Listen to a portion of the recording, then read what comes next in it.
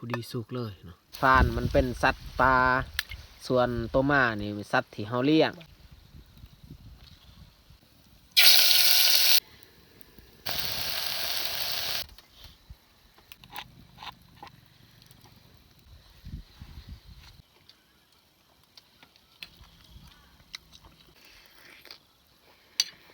แอนกระดูก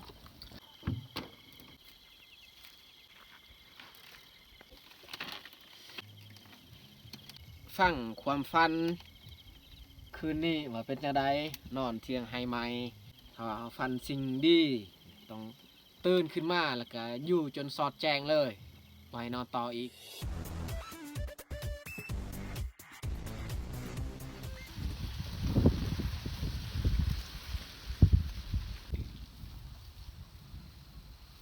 กราบสบายดีเบิดสู่คู่สู่คนทุกใจทุกมุมที่นะฮักทุกท่า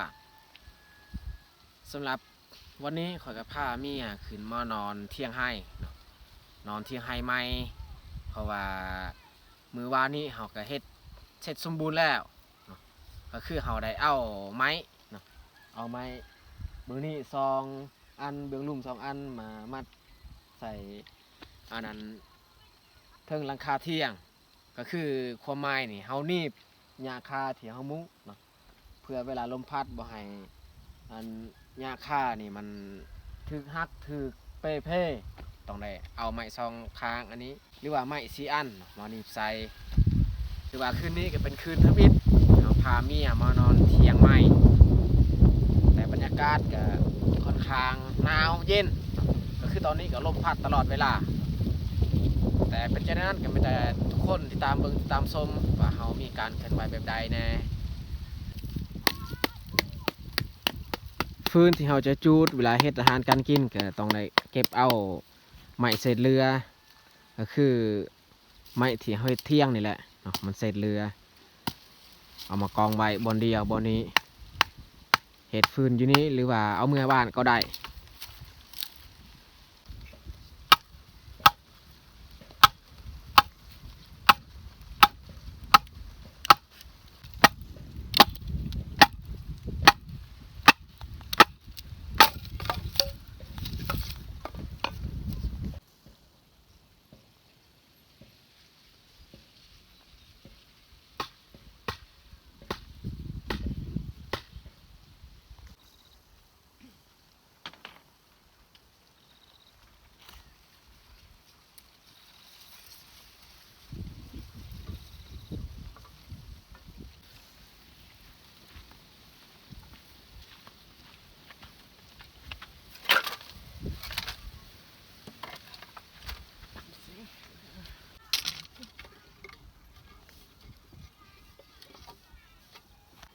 เมียกำลังดังไฟแล้วก็หุ้งเข้าไว้เพราะว่าเฮาหุ้งเข้าไว้ต้องใช้เวลานานหุ้งเข้าไว้แล้วหลังจากนั้นจึงคอยไปเฮ็ดเวียกแนวอื่นเฮาสิมารีวิวให้เบิ่งเลยเที่ยงใหม่หน้านอนหน้าพักผ่อนเลยนี่คอยปัด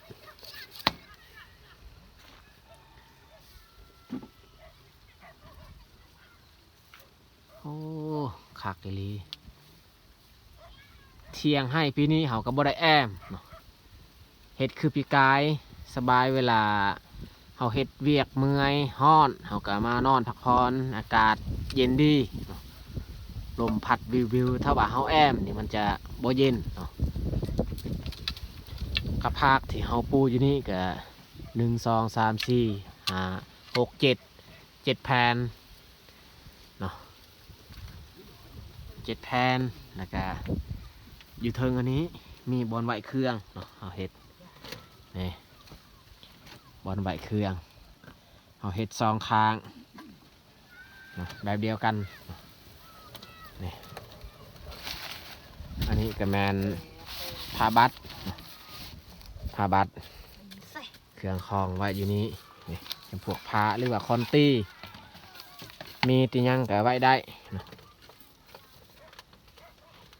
แล้วก็กระบังขี้สูดเขาก็มาห้อยไว้คือเก่า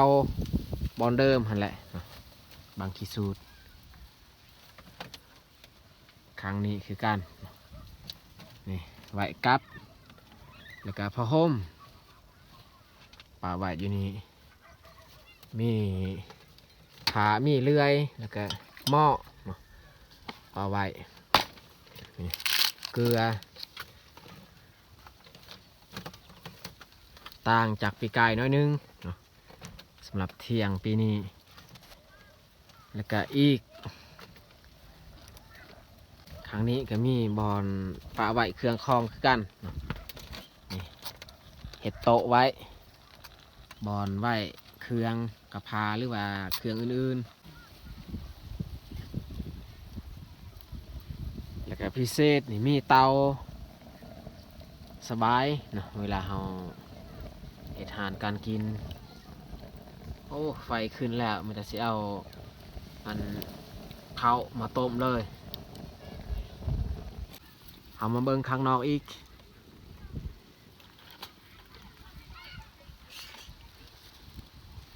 นี่เที่ยงปีนี้นี่สูงขนาดสูงกว่าเที่ยงปีกายแล้วก็ใหญ่ก็เพิ่มอีกความใหญ่ความสูงเพิ่ม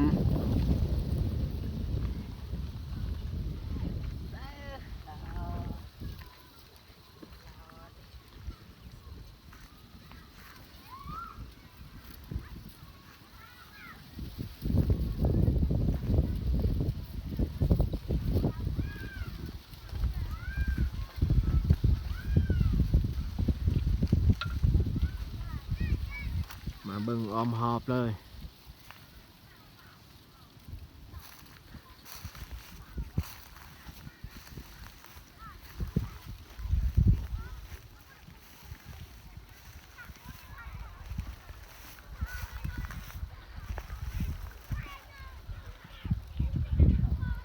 ถือว่าสำเร็จนะเอามารีวิวเที่ยง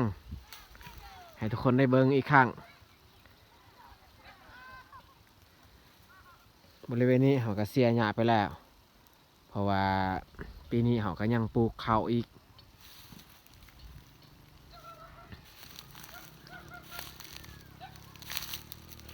อันนี้เขาปลูกต้นมะม่วงต้นมะม่วงนี่ปลูกปีกายมันหักกระสูงได้เม็ดหนึงนี่แหละมันบ่ค่อยงามปานใดเขายันว่าเมื่อเขาจูดให้อันนี้แล้วมันสิตายแต่จะได้เขาก็ต้องรักษาและปกป้องบ่ให้มันตายต้องหาวิธีหมากม่วงหมากมีเขาก็ปลูกอันนี้ก็แม่นต้นหมากมีนี่ต้นหมากมีแต่ว่าถือแบะมันขึ้นมาอยู่ทางไฮของเฮามันเลยกัดใบมันไปกินนี่มันกัดกินเบิดใบหมากม่วงหมากมีถ้าว่ามันเห็นนี่มันกัดกินอันนี้เขาปลูกเป็นแถวหอดอันต้นกล้วยฮั่นเขาปลูกหมากม่วงกับหมากมีแต่ว่าบางต้นที่มันบ่เห็นมันก็บ่ได้กัดบางต้นที่มันเห็นมันก็กัดเลยใบของมันโอ้ยบริเวณที่เฮาเฮ็ดสวนเฮ็ดอันนี้อันนั้นนี่มีแต่ลมพัดตลอดทุกคนสังเกตเบิ่งง่ายๆใบหมากกล้วยบ่มีใบใดแบบว่าบ่จีกเบิดทุกใบเนื่องจากลมพัดนั่นแหละมันจึงจีกเขาก็มีอะไรต้มไว้แล้วและในขณะที่เราต้มข้าวอันนี้นี่เราสิพาเมียอันไปหดส่วนผักก่อนพอดีเราหดส่วนผักแล้วข้าวนี่ก็สุก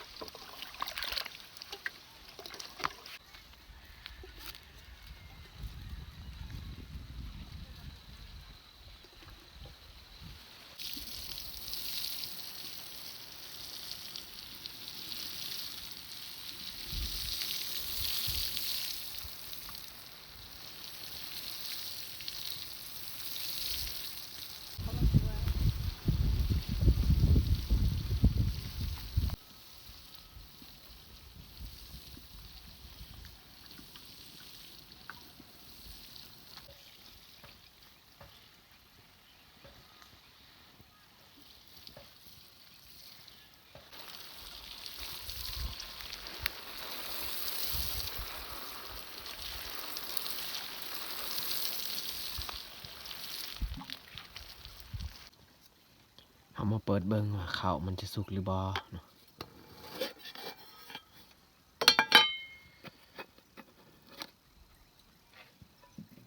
โอ้ผู้ดีสุกเลยเนาะข้าวเจ้าปิดไว้สุกพอดีปรุงไว้เลยเนาะ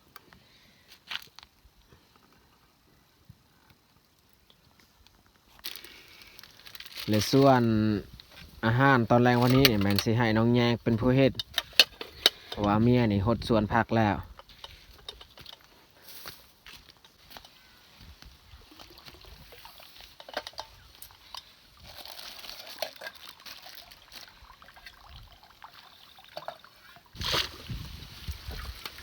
ล้างหม้อแล้วก็เอาซีนมาล้างพร้อมเพราะว่ามื้อนี้นี่เขาเอาซีน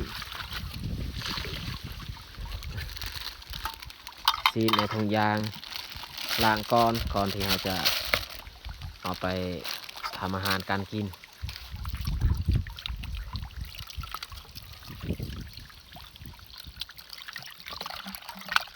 ซีนฟานที่พี่น้องแบ่งมาให้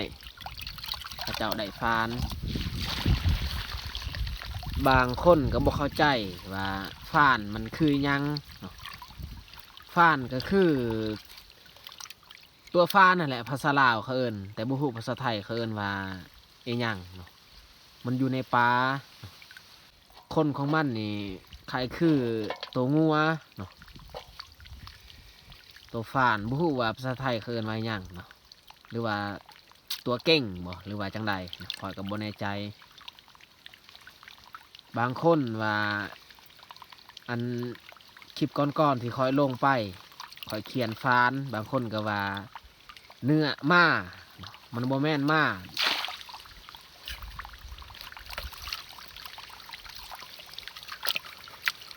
มันกระตางฟานกระตางฟานมันเป็นสัตว์ป่าส่วนตัวม้านี่เป็นสัตว์ที่เฮาเลี้ยงอีกไรยังไงน้องแยกเฮ็ดคักขนาดขึ้นไปนั่งอยู่เทิงโต๊ะซอยซีนติดกระดูก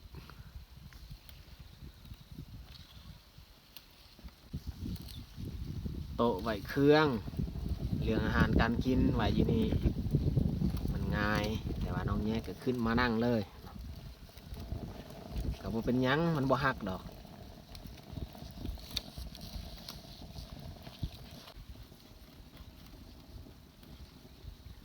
เคียงนี่มีอยู่เคียงที่พี่ได้ส่งมาให้แต่ว่าเฮาลืมเอามาใส่เฮาใส่อยู่บ้านก็มี2 หน่วยเคียงที่เฮาเอามาจากเพื่อนแม่เฒ่าแล้วก็เคียงพี่เด้ส่วนไอ้เคียงตัวเก่านี่ก็ยังคือกันบางทีสิเอาเคียงตัวเก่ามาใส่อยู่นี่เคียงที่พอเฮ็ดส่วนเคียงพี่เด้ถ้าว่าเฮาเข้าป่าเฮาจึงเอาไปใส่เพราะว่ามันเบาถือง่าย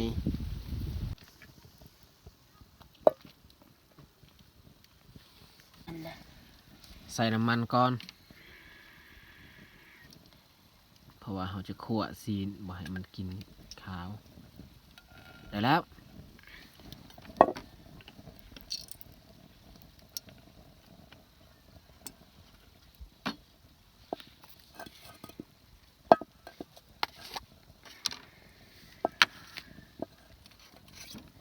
ใส่ซีนลงเลย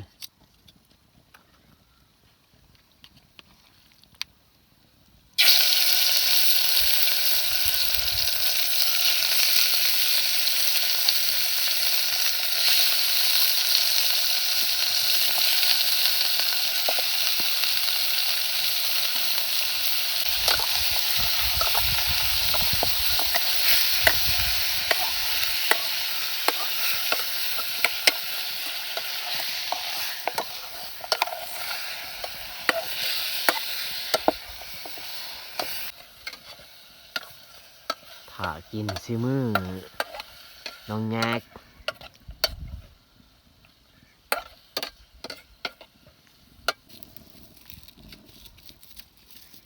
เหย่าหัวสิงไข่มัดให้แน่นๆแล้วจึง ยัดใส่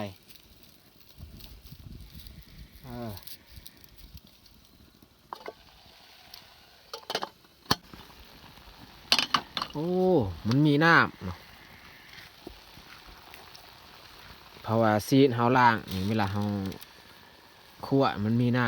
ำใส่เลยอันนั้นมักเพชรเกลือไปนัวเอาตำปนกันแล้ว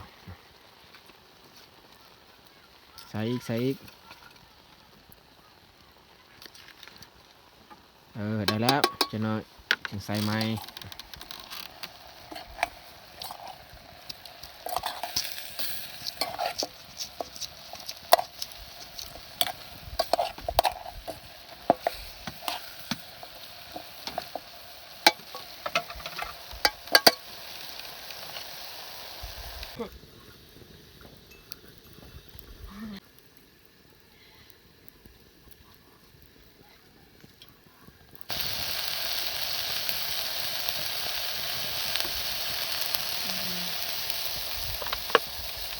ใส่น้ำลงไป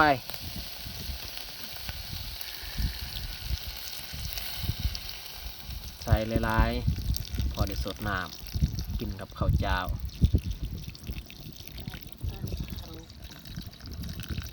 แต่แล้ว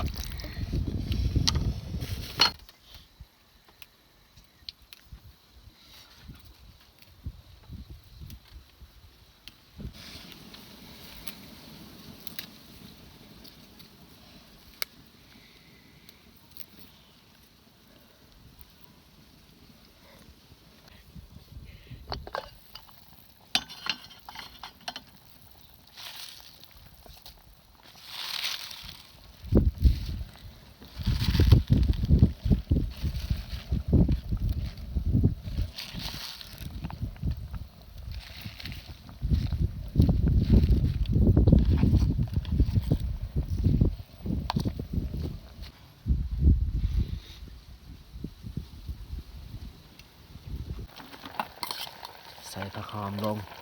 หอมบัวกับหอมปอบ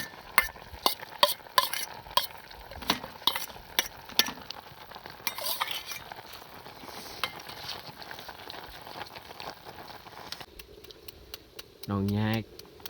เฮ็ดอันนั้นมีอย่างหมักแตง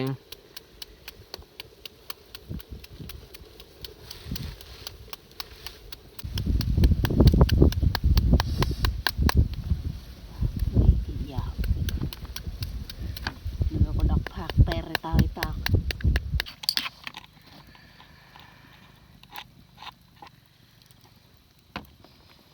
เดี๋ยวใส่น้ำปลาทำออกมาแต่บ้านน้ำปลากับกะปิมีปลาแดก เบ็ดส้ม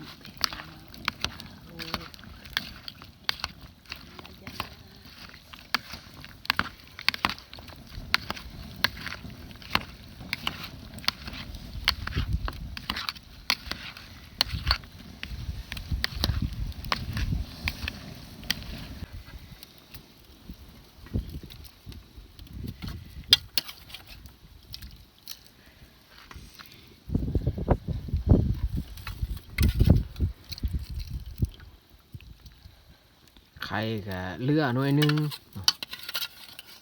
มันเบิดแล้วต้องได้ซื้อใหม่อีกถ้าว่ามีเวลาเขาลงเมือง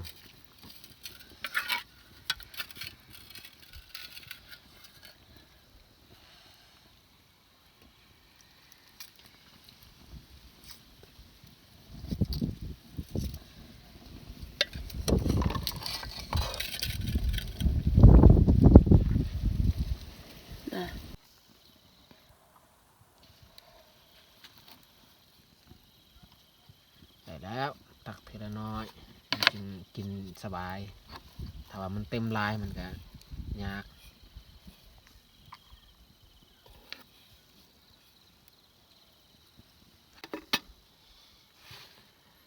ใหญ่จ้ากิจจ้า นี่ถือว่าสำเร็จเมียตักข้าวหรือว่าของกิน ใส่ถ้วย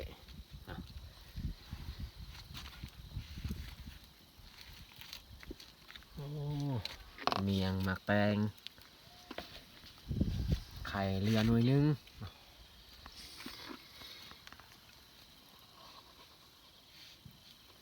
ตอนนี้พวกเขากับย่ออันนั้นถ้วยข้าวของกินมานั่งกินอยู่เทิงเทียงส่วนบนนั้นในแมนเฮาบั้งลมเอาผ้าห่มมากังไว้เอามาทุกคนมากินข้าวแรงน้ำกันเอากิน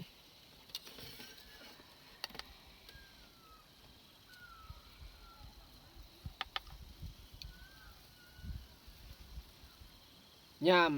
เฮานอนแบบนี้แหละมันหนาวแน่นะแต่ว่าขั้นฮอดช่วงเดือน3เดือน4นี่ฮอดอีกจนบ่อยากให้มีผ้าแอมแต่ว่าตอนหน้าแบบนี้นี่เขาอยากได้มีสิ่งที่เขามาแอมไว้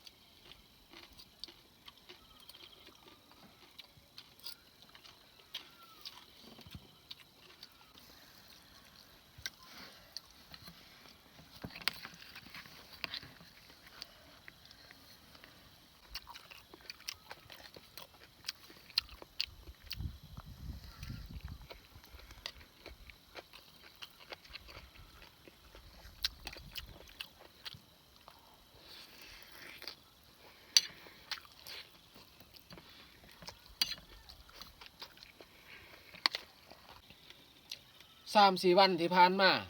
อากาศหนาวแบบว่าฝนบ่ตกมันหนาวถ้าว่าคืออาทิตย์แล้วฮ้อนอีกช่วงฝนตกมาใหม่ๆอากาศฮ้อนขนาด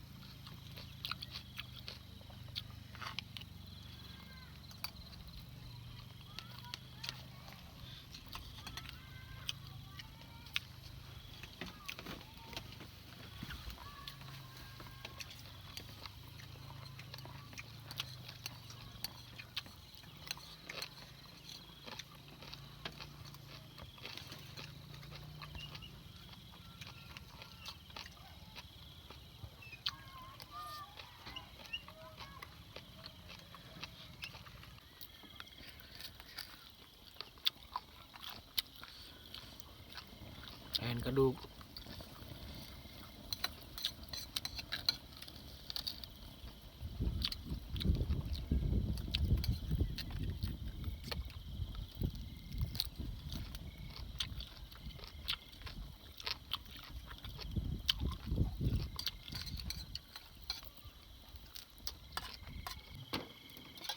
หลังจากพวกเขากินข้าวแล้วพวกเขาก็นั่งพักผ่อนนั่งพิงไฟนี่แหละตอนนี้แค่นี้ลมบ่พัดแล้วสงสัยน่าจะบ่หนาวเนาะเขานอนคืนนี้ดิมิดเลยเนาะบ่ยินเสียงกบเสียงเขียดห้อง บ่คือคืนบันกรบันที่คอยพาเมียไปนอนอยู่สวนมันเขานอนอยู่สวนมันแต่ว่าเขายินเสียงคันคากเสียงกบเสียงเขียดมันห้องแต่ว่าเขานอนใกล้ๆอยู่นี่บ่ยินเลยเสียงมันห้องหรือว่าย้อนมันยินเสียงเขาปากเขาเว้าบ่มันไก่นองมันจึงบ่ห้อง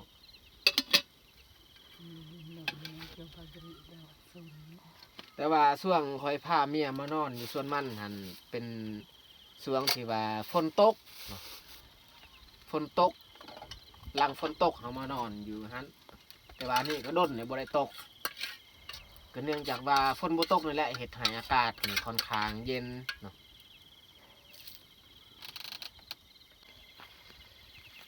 น้องแยกนี่เอาผ้าห่มตุ้มเลยเนาะอากาศมันเย็นเอาสิออกไปเยี่ยงเบิ่งเขียดว่ามันมีบ่อในหนองฮะ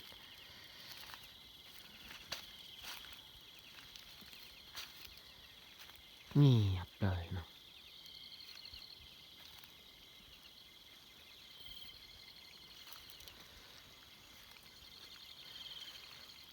ถ้าว่ามีนี่เฮาเห็นตามันได้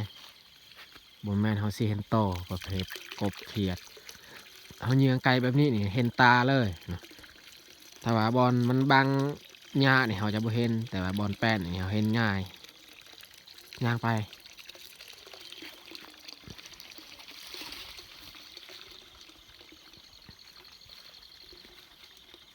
เอาไปยันละ อ้าวจับโคมให้น้องแยกเงียงเบิ่ง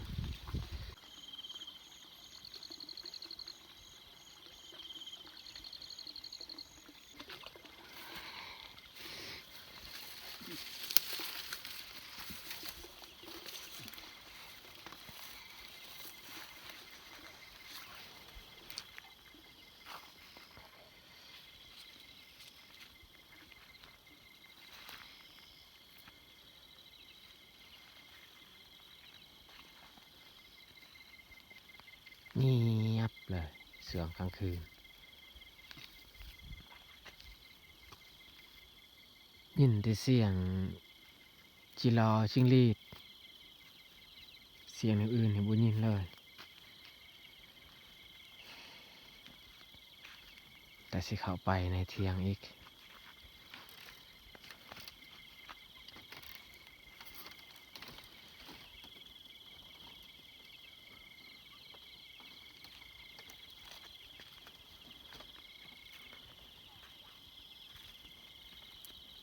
เขานั่งในเที่ยงก็บ่ยินเสียงกบเขียดมันห้องบัดไปเยียงเบิ่งกับบ่เห็นอีหลีน้องแยงเอามุ้งมากางเลยเอามุ้งมากาง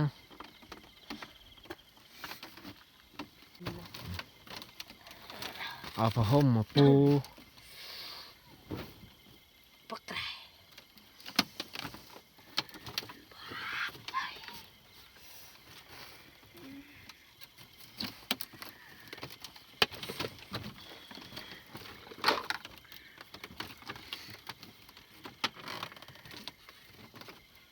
กลางมุง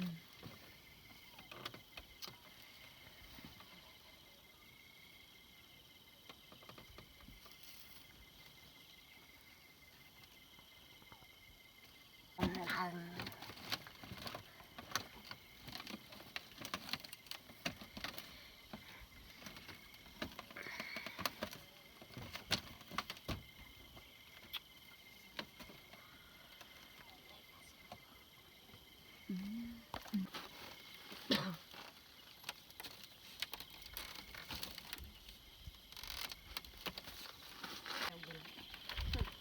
ใช้สีช่างไง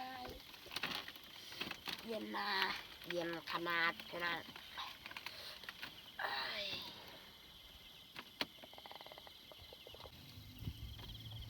ตอนนี้พวกเขาก็เข้าบอนนอนบอนอยู่น้องแยกกับอาเตื้อยก็เข้าไปนอนส่วนเขาก็สิเขานอนคือกันนั่นแหละเนาะ Dah tahu pakai versi lain.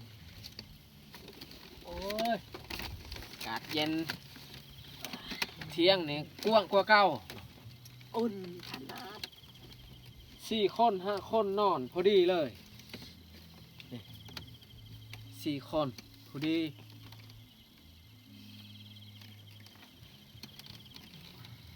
เป็นกระตุ้นเป๊ะ นี่นอนอุ่นนอน3 คน มันเลยตีโดส พอห่มนี่2 พื้นหนึ่งนี่เฮาปูพื้นหนึ่งนี่เฮาห่มเอา ส่วนอีกพื้นนี่แม่นเฮาบังไว้ลมถึงว่าตอนนี้ลมมันจะบ่พัดก็ตามเฮาก็กระเทินแล้วเฮากางไว้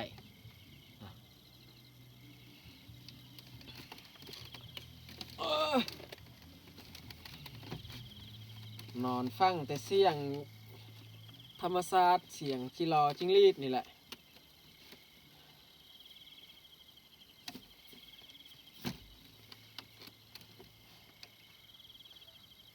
ช่วงเฮาเอาอันนั้นขาพากมาปูใหม่ๆนี่มันมีกินบูดตอนนี้ก็แค่แน่แล้วเนาะมันบ่กินปานใดถ้าว่าเฮานอนแบบดมเอาแท้ว่าก็มีกินบูดเพราะว่ามันยังใหม่แน่เฮาเอาออกจากอันนั้น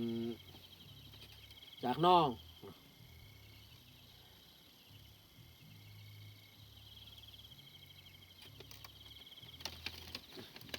โอเคมันแต่สีปิดไฟแล้วก็นอน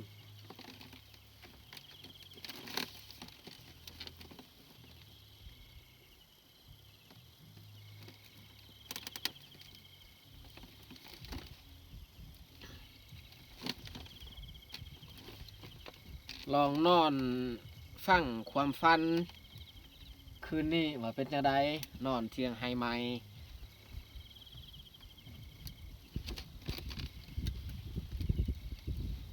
เขาจะฝันดีหรือฝันร้าย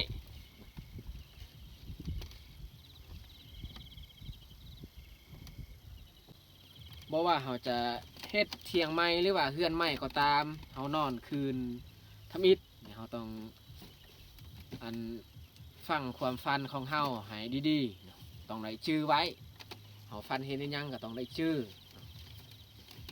แต่ว่าเขาฝันสิ่งแบบดีๆตามสมัยโบราณเขาว่าบ่ให้นอนต่ออีกเขาว่าเขาฝันสิ่งดีต้องตื่นขึ้นมาแล้วก็อยู่จนสอดแจ้งเลยบ่ให้นอนต่ออีกถ้าว่าเขานอนต่อนี่มีโอกาสเขาจะฝันหายอีกเขาว่าแนวนั้นตามสมัยโบราณเขาว่าจังไดก็ขอให้ฝันดีซะสำหรับคืนนี้นอนหลับฝันดีนอนได้เงินหมื่นตื่นได้เงินแสนเงินล้านเงินตื้อเนาะตามที่โบราณเพิ่นเว้าเพิ่นว่าอากาศกับพอดีนอนม่วนเย็น3 คนนอนอุ่นดี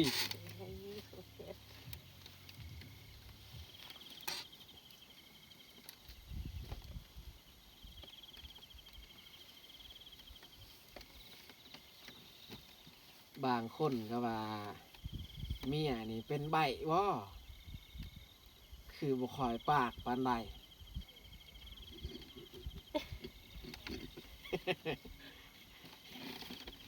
เมียนี่บ่ได้เป็นใบเด้อพี่น้องก็บ่คอยปากปานใดหั่นแหละเนาะเพราะว่าคลิปก่อนๆที่ PFC ก็เบิ่งว่าไม่แต่คอยปากคนเดียวเมียนี่บ่ปากความจริงนี่เมียก็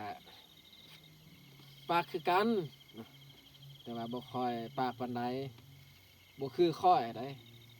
ข้อยนี่คนมักปากมักเว้า